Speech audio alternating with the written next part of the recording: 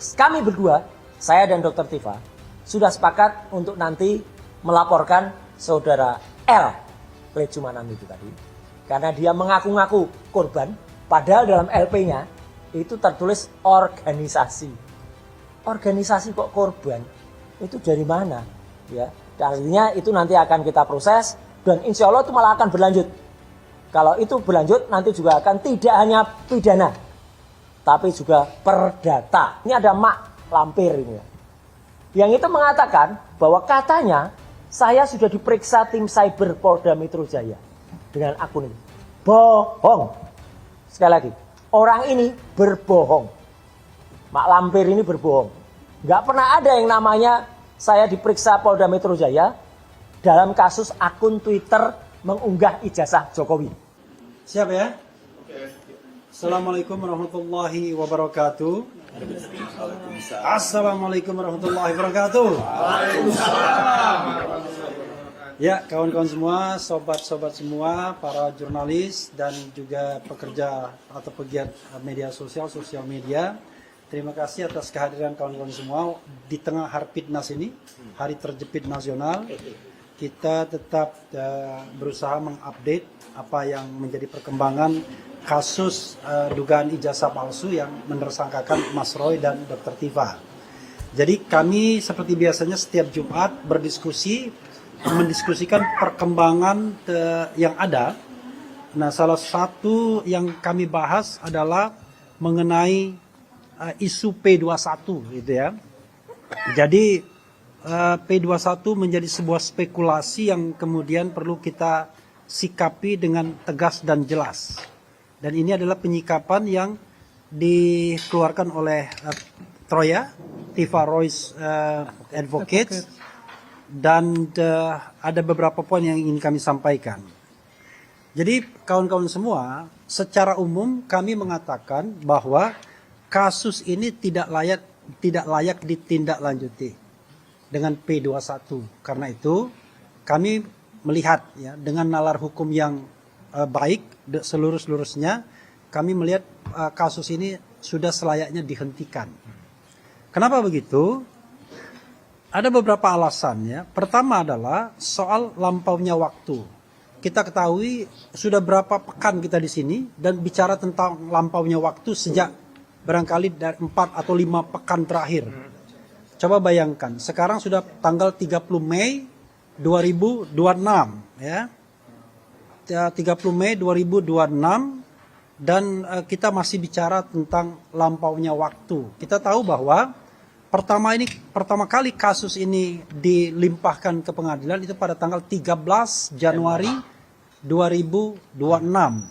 Dan pada hari ke-13 sudah dikembalikan oleh penyidik atau oleh jaksa peneliti Kejaksaan Tinggi DKI, artinya pada tanggal 26 Januari. Nah, menurut ketentuan pasal 138 KUHP yang lama, ayat 2, itu hanya ada waktu 14 hari untuk melengkapi berkas yang dimintakan oleh jaksa peneliti. Dan penyidik seharusnya mengembalikan berkas ini pada tanggal 8 atau 9 atau 10 Februari.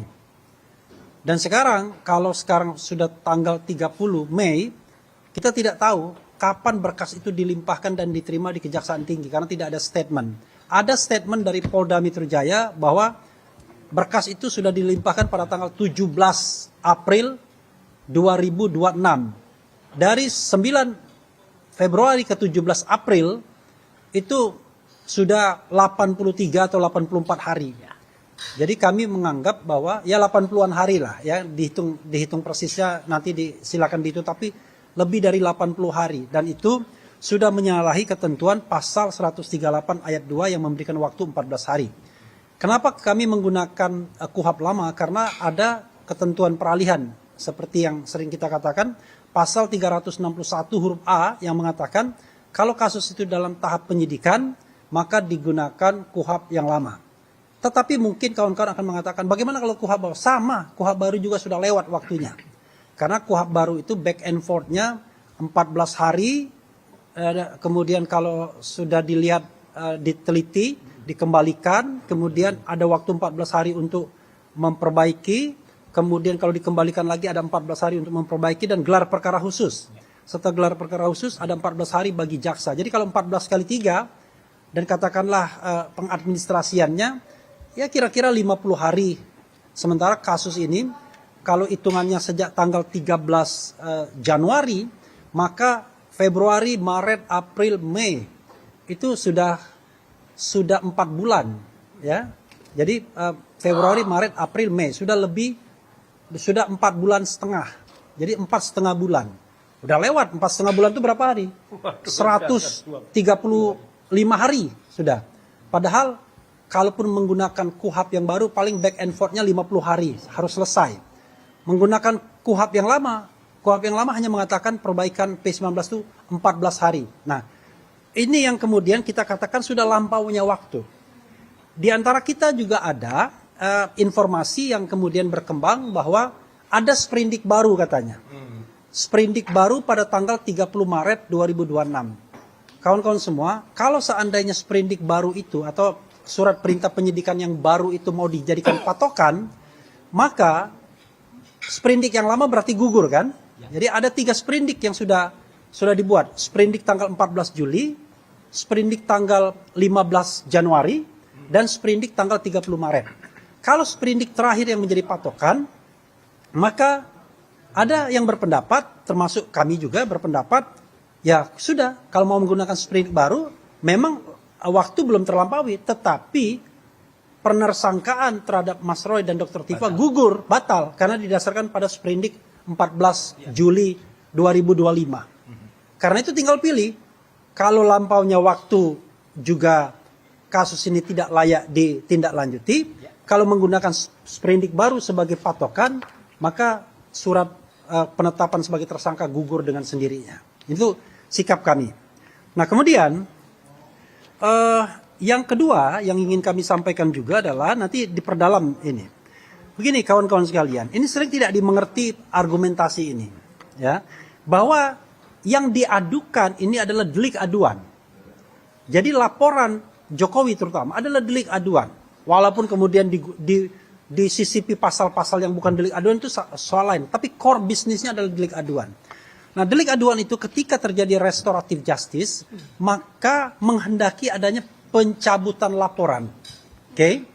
Kalau pencabutan laporan itu dilakukan dan memang sudah dilakukan karena sudah ada restoratif justice terhadap Egy Sujana, Damai Hari Lubis dan Rismond Sianipar, maka sesungguhnya gugur secara keseluruhan kasus tersebut karena berada di LP laporan yang sama, administrasi yang sama. Ingat, yang dicabut itu laporannya, bukan orangnya. Sebagaimana dikatakan Pak Ugroseno. Nah, cuma ini yang nggak dipahami oleh pihak sana. Yang mengatakan bahwa yang namanya pidana individual responsibility. Memang iya, individual responsibility. Tetapi kita harus membedakan antara administrasi dan substansi. Administrasinya satu, substansinya beda-beda. Ketika administrasinya satu dan kemudian dicabut laporannya, maka tercabut semua laporan yang cuma satu itu. Paham ya? Kira-kira begitu. Bukan kira-kira begitu, begitulah. Kalau kira-kira nanti kira-kira lagi ya. Nah, kemudian yang ketiga adalah kita tidak tahu persis sebenarnya berkas ini ada di mana. Apakah sudah benar di Kejaksaan Tinggi DKI?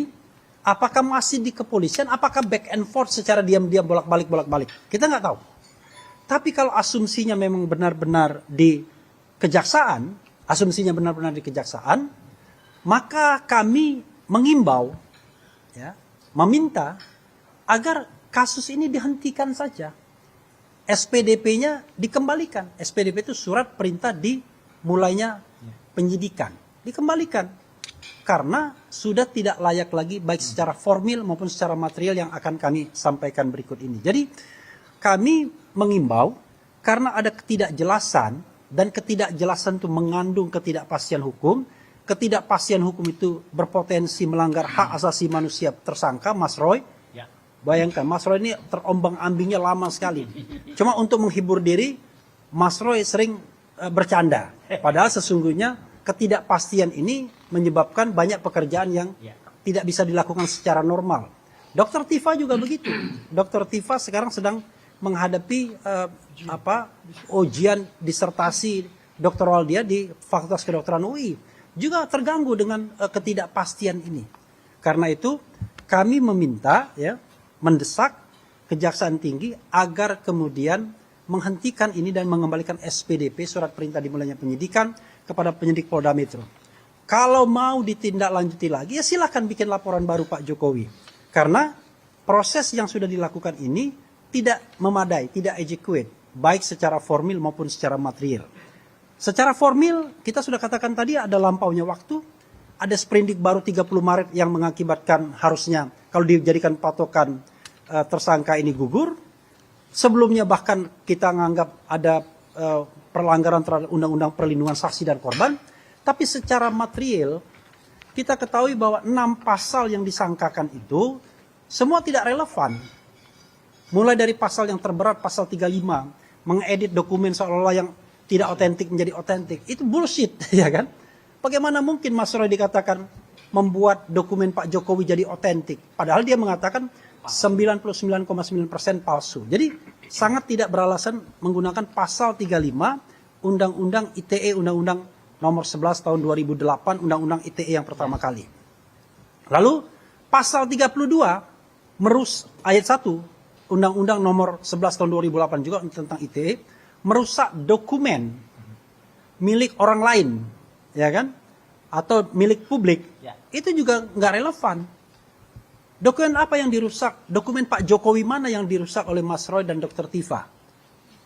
Apalagi mereka mengakui bahwa dokumen itu tersimpan rapi di Polda Metro Jaya yang baru ditunjukkan pada tanggal 15 Desember 2025. Jadi tidak ada perusakan dokumen dan lain sebagainya. Karena konteks pasal 32 ayat 1 dengan ancaman hukuman 8 tahun dan pasal 35 itu adalah konteks yang terkait dengan kecurangan di bidang ekonomi terutama, mencari keuntungan ekonomi, misalnya transaksi perbankan dan lain sebagainya dan lain sebagainya dan lain sebagainya. Jadi orang mencari uang dengan lihainya, dengan mengubah kode, dengan mengubah dokumen dan lain sebagainya untuk keuntungan ekonomi. Padahal ini jauh dari mencari keuntungan ekonomi. Makanya kita mengatakan sengaja ini ada penyelundupan pasal agar bargaining power untuk sewaktu-waktu melakukan penahanan itu ada di situ. Nah inilah yang kemudian kita menganggap bahwa ada unfairness dari penyidik dalam menerapkan pasal tersebut. Dan kalau kita kaitkan dengan pasal 28 ayat 2 Undang-Undang ITE, Undang-Undang nomor 1 2024, harap dipahami bahwa undang-undang itu adalah soal ujaran kebencian yang basisnya adalah suku, agama, ras, warna kulit, disabilitas mental, disabilitas fisik. Jadi kita ini mempermasalahkan ijazah, nggak ada kaitannya dengan soal yang terkait dengan suku, agama, dan lain sebagainya. Karena ijazah bukan suku, bukan agama, bukan ras, bukan disabilitas mental, bukan disabilitas fisik, bukan warna kulit. Ya. Tetapi ini adalah sebentuk dokumen yang sebenarnya sudah milik publik karena dijadikan untuk jabatan publik. Nah kalau misalnya kita kaitkan dengan pasal 27A, Undang-Undang ITE, Undang-Undang 1 2024, tidak relevan juga. Karena sekali lagi, fitnah dan pencemaran nama baik dikaitkan dengan pasal 310 dan 311, dikatakan pencemaran nama baik itu tidak berlaku untuk hal yang bersifat publik. Kalau untuk kepentingan publik, maka tidak bisa diproses secara pidana hal seperti ini. Itu sudah berkali-kali kita sampaikan. Kalau dikatakan fitnah, bagaimana untuk dikatakan fitnah sementara pembuktiannya belum ada? Karena itu kita menantang. Kalau memang gentle, Pak Jokowi, ayo sama-sama ada pembuktian terlebih dulu sebelum menggunakan pasal pencemaran nama baik dan fitnah terhadap ijazah ini apakah asli atau palsu. Caranya adalah tunjukkan secara transparan dokumen pada tanggal 15 Desember 2025 yang diakui sebagai dokumen asli tersebut. Nggak berani kan? Cuma ditunjukkan ketika gelar perkara khusus. Lalu dititipkan ke Polda Metro Jaya. Padahal menurut sependek pemahaman kami nanti akan ditambahkan ya ahli pidana. Kalau yang disita oleh pengadilan dengan penetapan pengadilan itu barang bukti hasil kejahatan biasanya. Memang ada barang bukti yang relevan, tapi biasanya kalau ijazahnya asli dikembalikan biasanya. Karena bayangkan kalau dia fresh graduate, nggak bisa ngelamar pekerjaan dia. Kalau ijazah aslinya kemudian ditahan. Jadi itu hanya cara untuk menyimpan dokumen yang so-called asli itu agar kemudian tidak dikutak-atik. Itu yang kita harus pahami. Tapi foto tidak bisa berubah ya. Foto mengatakan itu bukan foto Pak Jokowi yang presiden. Mungkin ada Joko Widodo lain, tapi Jokowi yang presiden bukan ini rasanya. Karena Jokowi yang presiden belah pinggir, Ya. agak tipis, klimis, nggak pernah berkumis, Ya. tidak pernah berkacamata, itulah. Dan kita bisa menemukan foto masa muda Jokowi ya kayak Jokowi yang ini. Ya. Ini masa muda Jokowi ya kayak beginilah. Jadi tidak ada perubahan yang fundamental. Makanya Dr. Tipa mengatakan berdasarkan penelitian dia menghitung dengan matematika Bayesian, itu matematikanya ilmu kedokteran, itu 92,37% berbeda foto itu dengan foto Jokowi yang jadi presiden. Itu yang bisa kita sampaikan. Nah, lalu nanti kita beberapa teman akan menyampaikan tambahan. Kemudian ada yang mengatakan bahwa ini tim Troya ini kok omon-omon doang. Kalau berani lakukan pra-peradilan. Jadi orang yang ngomong begitu nggak paham proses hukum. Yang namanya proses hukum saya katakan di televisi, mulai dari pelaporan sampai kemudian kasus ini inkrah. Itulah yang namanya proses hukum. Entah inkrah karena udah dicabut atau inkrah karena vonis dan lain sebagainya, itu soal lain. Mungkin dia masih semester 1. Mungkin masih semester 1 ya kan. Karena itu setiap tahap, setiap step itu kita berjuang untuk memenangkan kasus ini dan untuk menyelamatkan klien kita. Jadi kita tidak menginginkan klien kita kemudian disalahkan melakukan fitnah, pencemaran nama baik, kemudian ujaran kebencian, apalagi pemalsuan atau edit dokumen. Karena itu kita terus melawan step by step dalam tiap tahap. Jadi ini tidak hanya soal pra-peradilan saja. Pra-peradilan itu hanya salah satu option.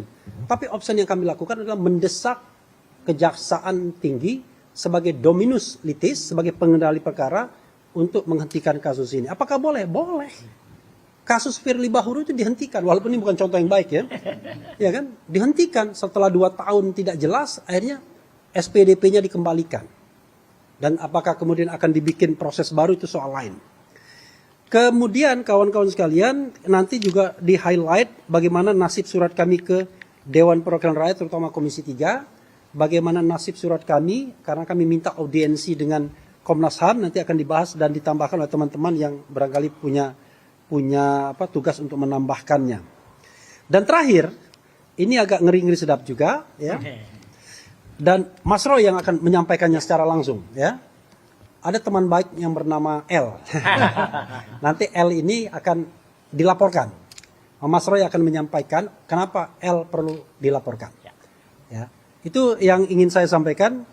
Selanjutnya Mas Roy terakhir biasanya. Ya. Mas Roy terakhir ya kan. Dan silakan Mas Didit atau siapapun ingin menambahkan. Ya, Oke. Okay. Terima kasih Bang Refli. Selamat sore semua. Jadi saya melengkapi ya apa yang disampaikan oleh Bang Refli Harun. Yang pertama kita bicara soal SPDP. Nah, perlu juga diketahui putusan MK nomor 130 yang mewajibkan apabila ada SPDP ada sprindik yang diterbitkan, maka perlu disampaikan kepada jaksa, terlapor dan pelapor. Nah, pada tanggal 30 Maret ada surat dari Polda. Nah, pelapor kita nggak tahu, terlapor yang sebagian sudah menjadi tersangka dapat suratnya. Tapi masalahnya yang tanggal 15 Januari tidak ada. Jadi kita tidak tahu nih sebenarnya bentuknya kayak apa. Dan ini merupakan satu pelanggaran putusan MK. Nah, pelanggaran terhadap putusan MK seharusnya ditenggarai sebagai suatu pelanggaran hukum. Karena putusan MK adalah sumber hukum ya. Sama kedudukannya dengan undang-undang. Itu yang pertama. Yang kedua, kita tadi bicara soal penerapan pasal. Ya. Pasal-pasal ini amburadul sebenarnya. Tadi Bang Refli bilang itu 310 dan 27A. Itu kan nggak bisa, karena untuk kepentingan publik sudah ada putusan MK dan sudah ada ayat 3-nya. Pasal 310 dan 433 yang KUHP baru. Ya. Betul, untuk kepentingan publik. Karena sudah dinyatakan sebagai dokumen publik. Nah, oleh KIP ya. KIP menyatakan itu adalah dokumen publik. Nah, masalahnya ini perlu digarisbawahi. Kalau sekarang ini yang dimasalahkan sebenarnya yang dilakukan penelitian dokumen yang mana? Ini sebenarnya ini agak lucu. Jadi ada dokumen diupload oleh Dian Sandi. Itu kemudian dia mengatakan bahwa ini asli punyanya Pak Jokowi. Pak Jokowi waktu itu berdiam diri, tidak menyampaikan apapun, ya, tidak berkomentar. Ya. Kemudian dokumen tersebut, ya kita anggap dipercaya dulu oleh Mas Roy, dilakukan penelitian bahwa ada dokumen analognya yang dikatakan asli, ya kita tidak tahu ya. Ya. Ini masalahnya kan berbeda. Kalau ternyata dokumen itu berbeda dengan yang di-upload oleh Dian Sandi, Mas Roy nggak bisa dikenakan fitnah. Karena patokannya adalah yang diteliti adalah dokumen yang di-upload oleh Dian Sandi. Nah ini yang sebenarnya mestinya dipahami. Saya juga udah bilang sama penyidik waktu itu. Nggak bisa dong, kalau apalagi Dian Sandi tidak ditarik sebagai pihak di sini. Apakah itu menjadi tersangka juga, ya? Nah, karena apa? Dia yang mengupload, itu dokumennya siapa itu, ya kan? Nah, kalau ternyata itu bukan dokumen yang sesuai dengan Polda, berarti dia melakukan apa? Pemalsuan, ya kan? Jadi itu bukan dokumennya Pak Jokowi, dia bilang asli. Nah, dialah yang kena pasal 35 gitu loh. Tidak bisa. Jadi, nah, yang ketiga, saya menggarisbawahi juga. Kembali saya ulang lagi. Penerapan pasal 310 atau 27A ini adalah melanggar azas. Azas hukum itu nggak boleh dilanggar. Azasnya apa? Lex specialis derogat legi generali. Jadi, yang namanya undang-undang yang lex spesialis mengesampingkan yang namanya undang-undang pidana umum, ya. Namun Mas Roy benar, dia tidak pernah mengupload atau membuat suatu pernyataan penghinaan secara elektronik. Ya. Jadi memang seharusnya kalaupun mau dikenakan 310 atau 433. Nah, itu tidak boleh diaplikasikan dalam satu berkas. Kemudian lagi 310 dan 311 kembali saya ulang, nggak boleh sebenarnya itu dipadankan. Karena 310 sekedar pencemaran nama baik, berarti Mas Roy nggak bohong, benar. Tapi Mas Roy nggak boleh ngomong begitu. Nah, apakah boleh apa enggak nanti ya. Tapi kalau 311 itu adalah fitnah. Jadi sebenarnya ini dokumennya asli atau palsu. Kalau 310 berarti dokumennya palsu. Tapi Mas Roy nggak boleh ngomong. Tapi kalau 311 itu fitnah. Dokumennya memang asli. Mas Roy fitnah ini, ya kan? Diminta Mas Roy membuktikan di muka hakim, itu pasalnya. Bahwa apa yang dikatakannya adalah benar. Kalau tidak bisa membuktikan di muka hakim, nah barulah dikatakan terpenuhi. Tapi sekali lagi, coba dilihat pernyataan Mas Roy. Satu, kalau yang namanya Mas Roy selalu bilang, saya perhatikan ya, 99,9%, bukan 100%. Berarti itu tidak fitnah. Itu udah saya sampaikan ke penyidik. Itu berbeda kalau dia bilang 100% itu palsu. Apalagi 11.000 triliun. Nah, kalau 11.000 triliun itu luar biasa, ya kan? Barulah bisa disebut fitnah. Nah, Dokter Tifa juga bilang 93,7%, ya kan? Ini bukan fotonya. Artinya ada sekian persen yang tersisa di mana ini bicara soal keyakinan hasil penelitian. Bukan fitnah. Kalau dibilang 100% itu bukan. Nah, itu lain ya. Jadi itu sudah tidak applicable.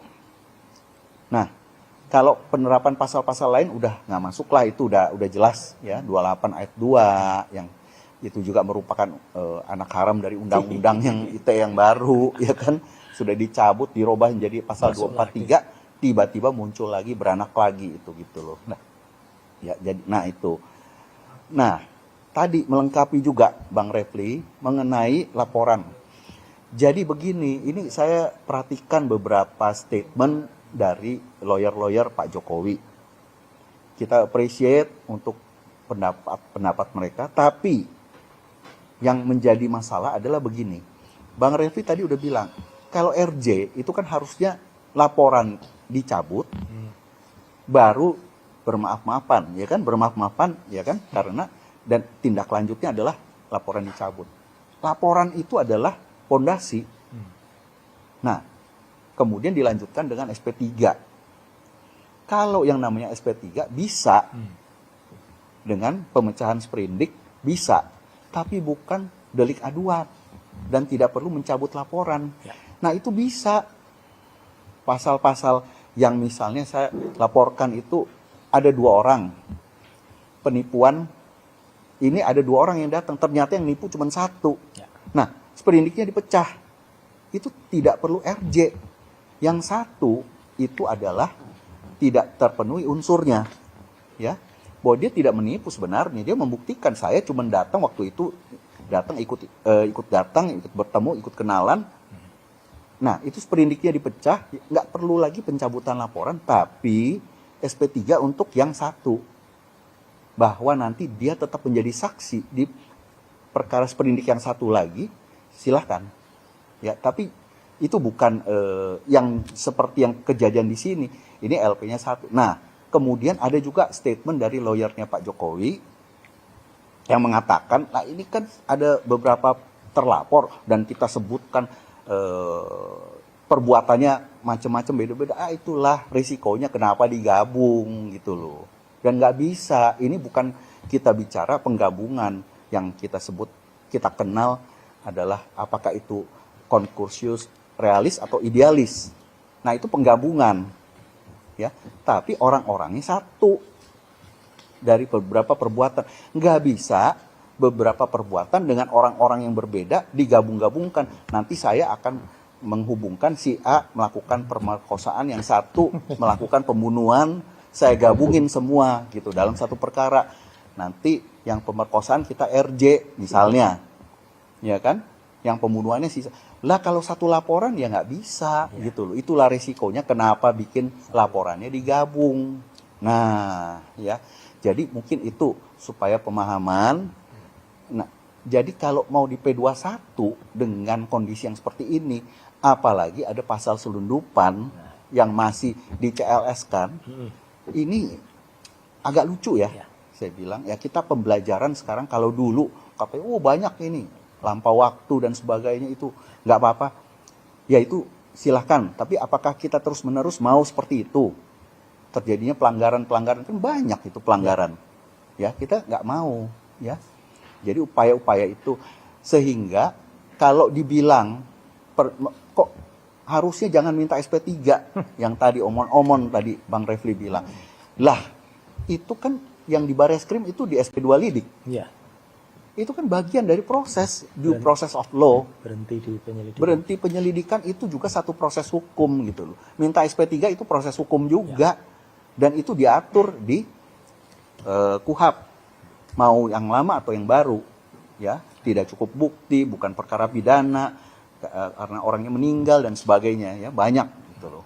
Jadi ini semua proses hukum. Minta SP3 juga proses hukum gitu. Tolong dipahami gitu loh. Bukan omon-omon di sini. Ya, mungkin dari saya cukup ya itu. Terima kasih.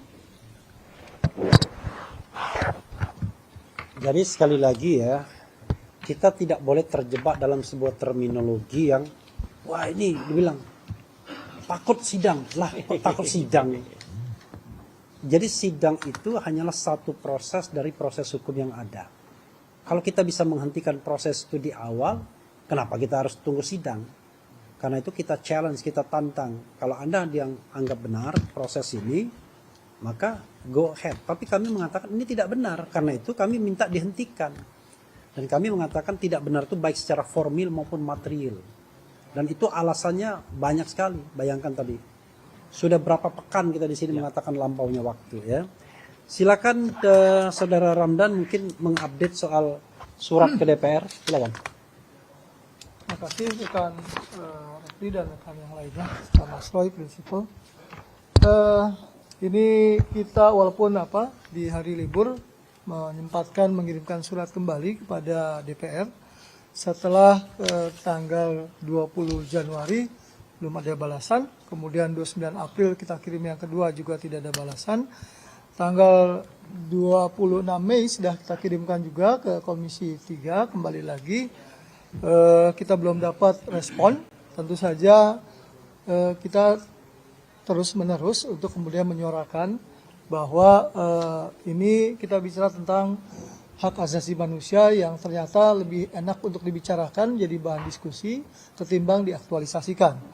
Sehingga kemudian kita tetap berharap bahwa wakil rakyat atau representasi kita di parlemen ini memperhatikan potensi terjadi pelanggaran hak asasi manusia terhadap Mas Roy Suryo maupun kemudian Dr. Tifa, di mana tadi sudah disampaikan oleh rekan Refli bahwa tenggat waktu atau due process of law itu bagian yang sama melekat pada dirinya terkait penegakan hukum. Tidak hanya tujuan itu kemudian menghalalkan atau menegasikan cara due processnya.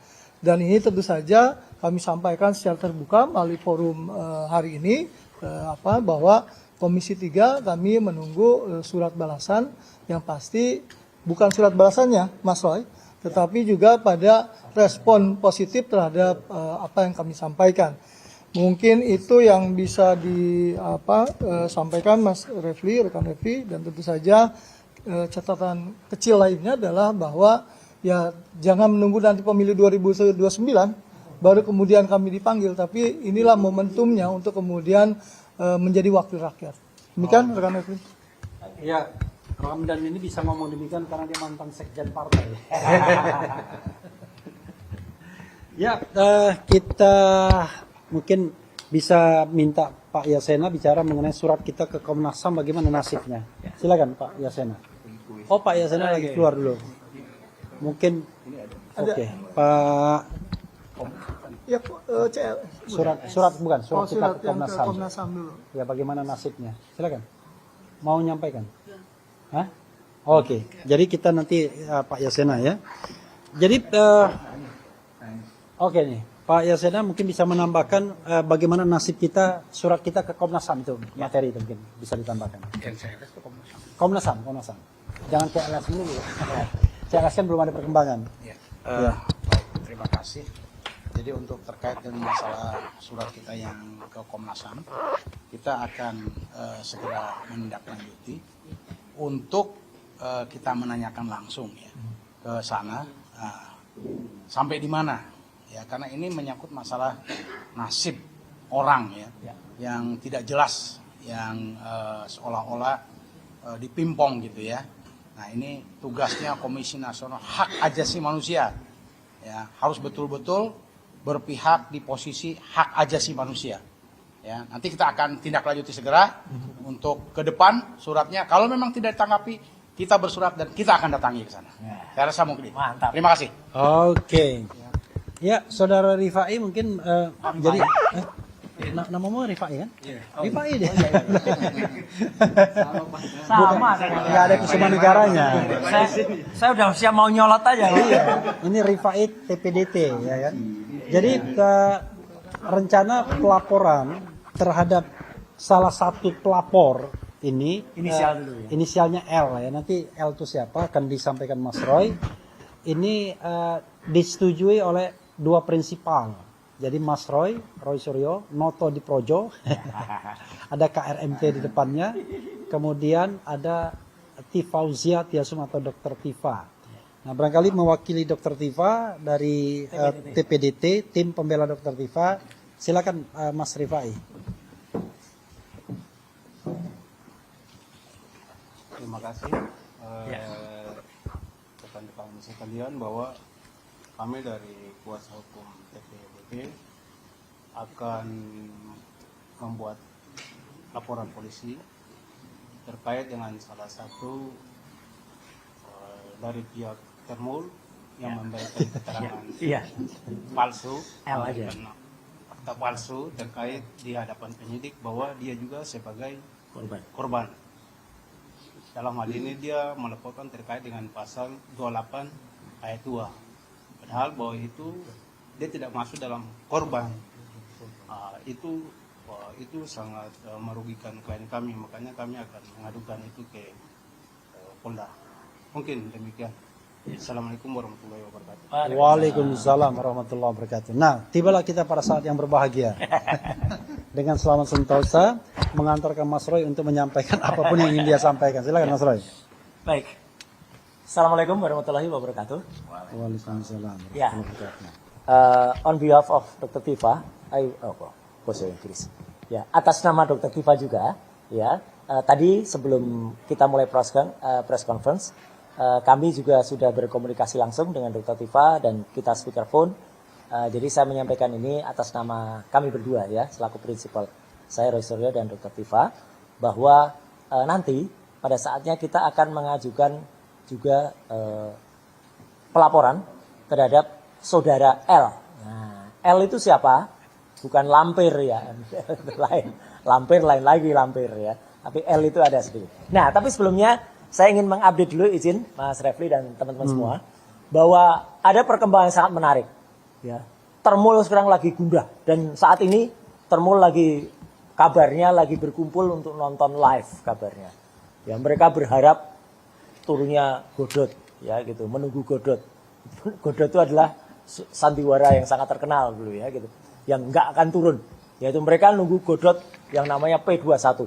Nah, sampai kabarnya ini berseliweran kabarnya, karena ada Termul yang diwawancara, Termul tapi lawyer yang nggak resmi. Kalau tadi yang resmi itu atau lawyer yang tadi yang ada salah satunya namanya Mas Rifai, kemudian Firmanto, kemudian Yakub, itu yang resmi.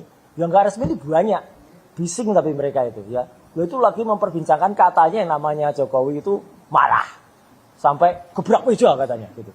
Tapi di sisi yang lain ada yang bilang rupanya mereka itu nggak kompak. Ada yang bilang jangan dibilang gebrak meja, kan Jokowi itu kan halus, orang Solo kan halus gitu ya. Jadi gebraknya cuma gini. Nah itu nggak gebrak ya. Mereka lagi ribut, silakan ribut ya. Tapi yang menarik adalah dalam perbincangan itu dikatakan bahwa ternyata sudah pernah ada janji. Nah ini pertanyaan ke masyarakat. Katanya penyidik itu berjanji kasus ini akan selesai dalam 3 atau 4 bulan. Gimana bisa penyidik itu memberikan janji ya sesuatu yang nggak pasti? Ini namanya kasus menyangkut nasib orang. Kok kemudian ada janji? Bahkan ada kemudian kemarin pengumuman dari Pak Kombes Budi. Ya. Saya selalu mengatakan Budi. Ya, karena di tengah-tengah nama B-nya ada H. Ini loh ya, ini fakta ini. Budi. Ya, jadi bukan Budi, ya, Budi. Katanya surprise. Ini penegakan hukum atau door prize acara ulang tahun. Ya. Ini tuh nasib orang dan negara. Gitu loh. Anda itu aparat hukum. Gitu loh. Kenapa kok malah bilang surprise gitu ya? Nggak bisa disurprise-surprisekan. Kalau surprise namanya bukan surprise. Kemudian mereka ada yang bilang kalau P21-nya sebenarnya sudah terbit kok. Tapi kita tunggu deh. Nanti setelah Idul Adha. Idul Adha kapan? 1447 Hijriah sekarang. Mungkin Idul Adha 1600 Hijriah yang akan datang. Ya. Itu 200 tahun lagi mungkin. Dari dulu. Jadi nggak jelas mereka. Dan mereka makan surprise. Ini nggak boleh ya kayak gini tuh. Ini pelajaran yang sangat tidak bagus untuk masyarakat. Ya, saya sendiri menilai ini sangat nggak bagus. Dibikin main-main. Masa penegakan hukum dibikin surprise gitu ya. Nah, dan kalau kita bandingkan, ini sudah dihitung sama sahabat kita, salah satu lawyer kita, Mas Gafur. Ya, kasus yang sangat ramai, terkenal waktu itu apa? Nah, yaitu Freddy Sambo. Nah, Ferdi Sambo. Ferdi Sambo itu, ya, dari mulai LP itu dibuat, itu tanggal 8 Juli 2022. Kemudian ketika terjadi P21, itu tanggal 28 September 2022. Total waktunya untuk sebuah kasus yang sangat heboh kayak gitu adalah 72 hari. Itu untuk kasus Ferdi Sambo. Orang mengatakan, iya mas, karena itu kejahatan kemanusiaan. Ini lebih kemanusiaan lagi di kejahatannya yang sekarang. Ya, banyak sekali orang yang tersandera, kemudian digantung nasibnya, kayak saya, Dr. Tifa. Kemudian di sisi yang lain ada Mas Rostaf Effendi, Pak Rizal Fadila, Bu Kurnia. Itu kami disandera. Bahkan yang klaster yang lain yang digantung juga statusnya masih terlapor, tapi katanya diancam juga bisa jadi naik tersangka loh gitu. Katanya yang itu Pak Abraham Samad, Michael Sinaga, kemudian Ian, dan kemudian juga satu lagi salah seorang YouTuber. Padahal ada lagi kasus yang lebih heboh juga. Namanya Aldo ya satunya. satunya Bang Aldo, Babe Aldo. Ya. Kasus kopi sianida. Itu juga nggak kalah heboh. Lihat P21-nya berapa hari. LP dibuat itu 6 Januari 2016, kemudian P21-nya 25 Mei 2016. Artinya ada 141 hari. Nah, kasus ini, kasus yang sudah dilaporkan tanggal 30 April 2025 itu, status P21-nya malah dibikin, kata salah seorang lawyer yang gak ada hubungannya juga, yang inisialnya L juga, tapi kalau ini L-nya Lampir namanya, Mak Lampir itu ya. Itu katanya tebak-tebak buah manggis. Ngomong seenaknya sendiri, tebak-tebak buah manggis. Ya. Sampai hari ini, sampai dengan tanggal 30 Mei 2026, ini sudah 396 hari. Artinya sudah 1 tahun lebih 30 hari ini, semenjak LP itu dibuat. Apa nggak luar biasa ini? Sebuah LP yang digantung sangat panjang, ya. Kemudian P21-nya nggak turun-turun sampai dibuat sayembara. Padahal saya minggu yang lalu, mohon izin teman-teman sekalian yang juga hadir di sini, saya pamit karena waktu itu kami ke ITB dan ke IPB, karena sekaligus membawa satu temuan dari Pak Dr. Bonatua ini, yang namanya ijazah Jokowi itu tidak ada. Gimana bisa P21 kalau ijazahnya nggak ada? Bingung mereka, mau 709 bukti, 120 sekian saksi, 20 sekian ahli. Lah kalau ijazah utama sendiri, alat bukti utamanya nggak ada, gimana? Ya, nggak ada. Menurut hasil penelitian dari Pak Dr. Bonatua, yang ini sudah berdasarkan 248 peraturan hukum yang ada. Dan yang lebih konyol lagi, tadi Pak Refli mengatakan, juga Pak Didi juga mengatakan, ini yang saya jawab dengan tegas juga ya hari-hari ini, bahwa kita tahu semua, orang yang mengunggah pertama kali adalah namanya Dian Sandi Utama. Itu tanggal 1 April 2025. Sekarang ini jahat banget. Mulai ada fitnah, saya katakan fitnah baru.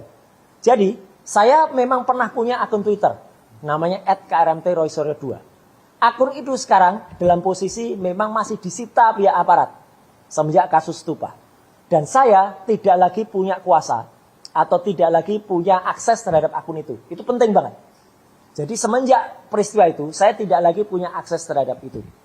Ya. Dan menariknya, tiba-tiba ada termul melontarkan screenshot rekayasa palsu. Teman-teman ingat, pada kasus Habib Rizik dan Firza waktu itu ada juga rekayasa serupa. Jadi ada screenshot yang itu seolah-olah mereka. Padahal tidak sama sekali. Lucunya, screenshot itu seolah-olah dibuat tahun 2020. Nah ini kita ketawa. Teman-teman, tolong digunakan akal pikiran kita.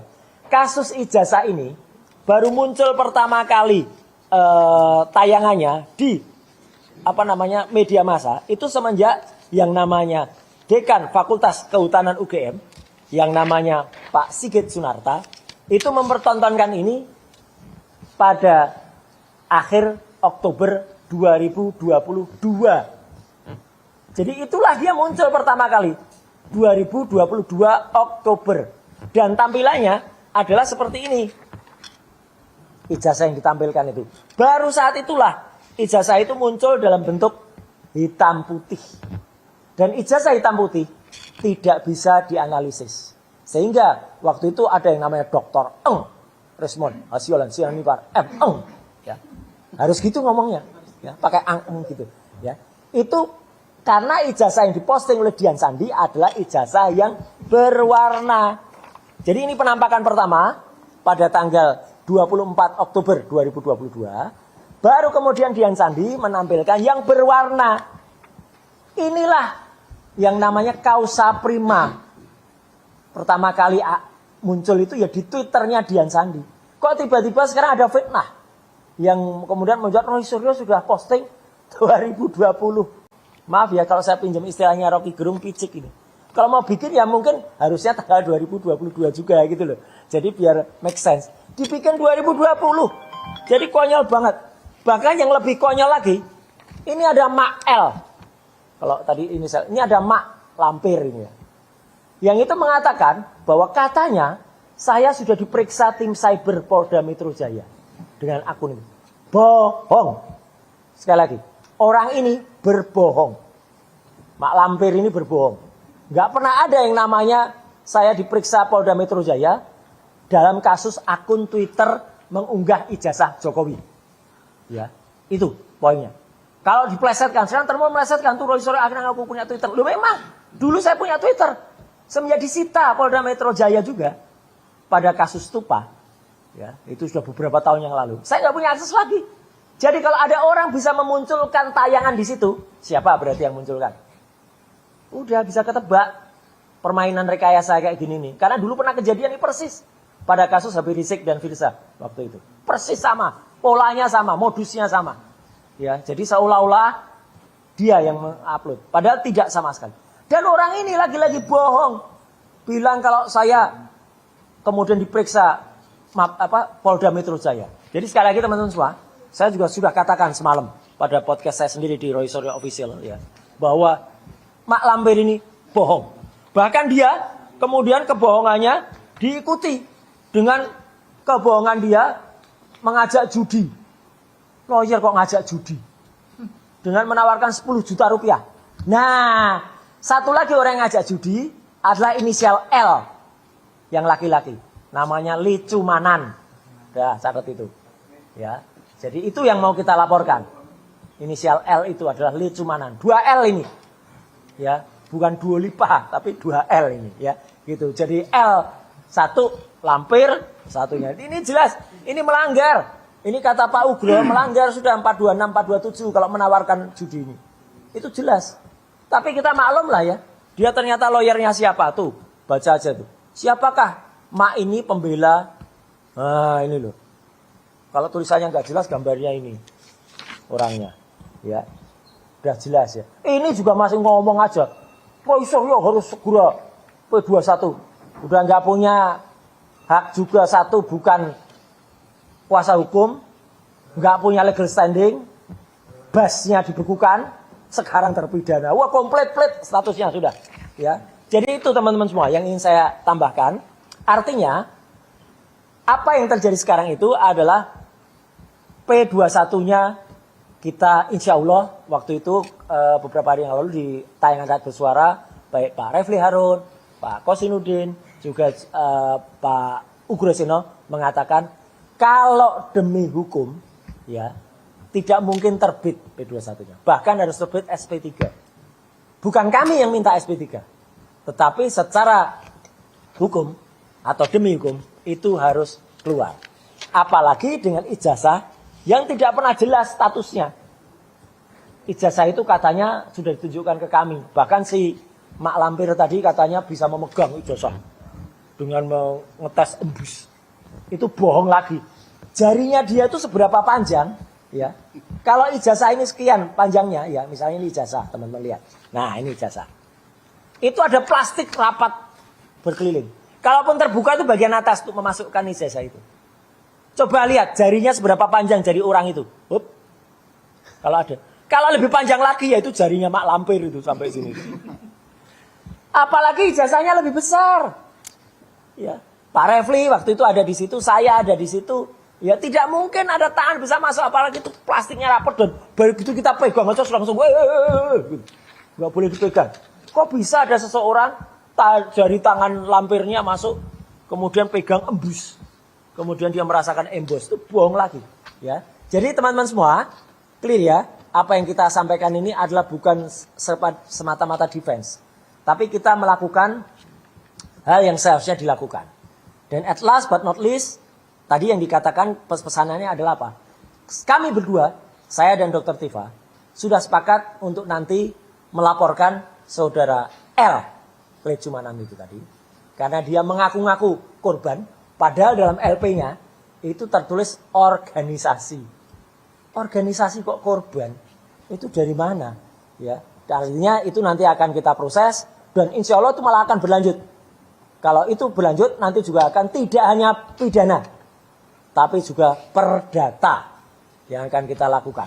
Ya, biar sekalian dia.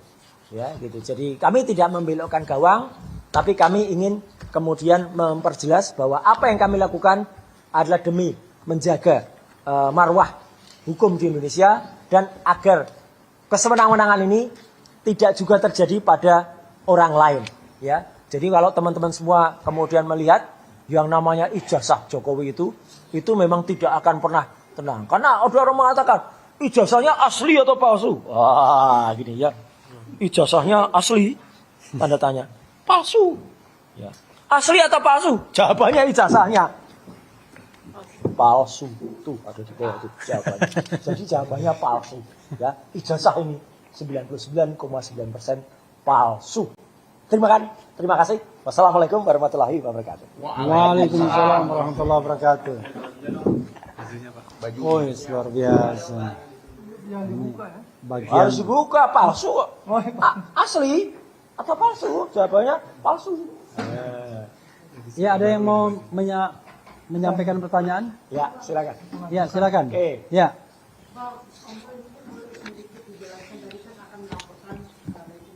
Ya.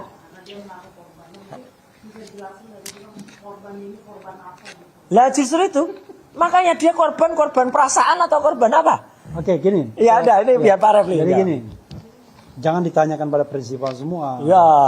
Nanti prinsipal berhadapan semua. Nanti Jadi gini. nanti bisa diwawancara di sini ya, di spesial interviewnya Cumi-Cumi ini ya. Karena Mak Lampir itu kasusnya juga ketika diwawancara oleh Vincent Bero. Jadi begini, kita tahu bahwa ada 4 laporan yang kemudian diakomodasi oleh penyidik Polda Metro Jaya. Ya. 1 dari Pak Jokowi, 3 lainnya dari mereka yang entah apa legal standingnya, Ngaco. pengagum atau relawan nggak jelas, yaitu Andi Kurniawan, Andi Kurniawan, Maret Samuel Sweken, Samuel Sweken, dan kemudian Lecumanan. Lecumanan. Ya. Nah, khusus Lecumanan ini dia melaporkan 2 pasal atas nama Pradi Bersatu, pasal 160 KUHP yang lama itu pasal tentang provokasi. Ya. Kemudian pasal 28 ayat 2 Undang-Undang Nomor 1 2024 tentang ujaran kebencian. Ya. Yang 1 6 tahun, yang 2 sama 6 tahun juga menurut yang lama. Ya. Tapi yang menurut yang baru tinggal 4 tahun Ya, sudah ancaman dipotong. hukumannya. Nah, dia mengaku dirugikan. Mengaku apa istilahnya ya? Korban. Ya. Padahal kita bingung, dia merasa korban di mana? Ketika Mas Roy, let's say mengatakan 99,9% ijazah Jokowi itu palsu, dia apa korbannya? Korban perasaan. Iya. Kita kan bingung kan? Karena dalam hukum itu harus ada ukuran yang jelas. Dan kalau itu delik aduan ya hanya mereka yang langsung terkait yang melaporkan. Nah, tetapi kita menyesalkan laporan-laporan semacam ini di-entertain oleh penyidik Polda Metro Jaya sehingga menjadi pembelajaran yang buruk bagi penegakan hukum kita. Bayangkan, ada orang yang nggak ada kaitannya sama sekali dengan soal ijazah palsu ini tiba-tiba bisa melaporkan. Dan bahkan setiap hari, setiap saat bikin statement, ya kan? Hanya mengatakan kalau di mereka adalah pencinta Presiden Jokowi. Padahal dalam hukum kan orang yang terkait langsunglah yang harusnya bicara. Nah, kami bicara di sini karena kami terkait langsung sebagai lawyernya Roy Suryo. Tapi orang yang mengaku misalnya relawan dan lain sebagainya, kita bingung. Sebenarnya kita nggak mau melayani televisi yang mengundang mereka lagi sebenarnya. Cuma kalau mereka nggak diundang, nggak ada lawyernya Pak Jokowi. Lawyernya kurang, lawyernya cuma 3 saja, yaitu Rifai Kusumanegara, Yakub Firmanto dan Yakub Hasibuan. Yakub pun nggak pernah datang. Yang datang tinggal 2 doang. Jadi karena itulah terpaksa diakomodir dalam acara misalnya di TV tertentu yang narasumbernya minimal 3. Nah, kami toleran saja padahal mereka sama sekali tidak punya legal standing. Bagaimana kita melayani orang-orang yang tidak punya kepentingan dan legal standing? Nah, ini praktek yang buruk di dalam penegakan hukum. Ada orang yang mengaku-ngaku sama seperti zaman dulu, zaman Pak Jokowi sendiri. Ada orang mengaku dari cyber apa gitu, tiba-tiba ngaduin semua aktivis diadukan. Jumhur Hidayat diadukan, kemudian Syahganda Nenggolan diadukan, Edi Mulyadi diadukan, siapa lagi? Semua diadukan sama dia. Ahmad Dhani juga diadukan, dan hasilnya semua orang di penjara akhirnya. Apakah itu penegakan hukum? Nah, kita tidak ingin bahwa demokrasi mati oleh para penjilat-penjilat seperti ini. Para penjilat kekuasaan yang tidak jelas apa legal standingnya, apa ibaratnya keinginannya, Tujuannya, ya. apa tujuannya, tetapi kemudian mereka diberikan porsi atau ruang yang signifikan.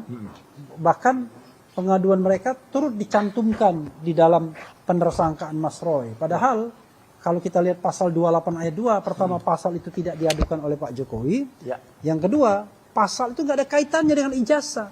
Pasal itu kan kaitannya dengan ujaran kebencian kepada orang. Baik itu berdasarkan suku, agama, ras, perbedaan warna kulit, fisik, kemudian disabilitas fisik dan mental dan lain sebagainya.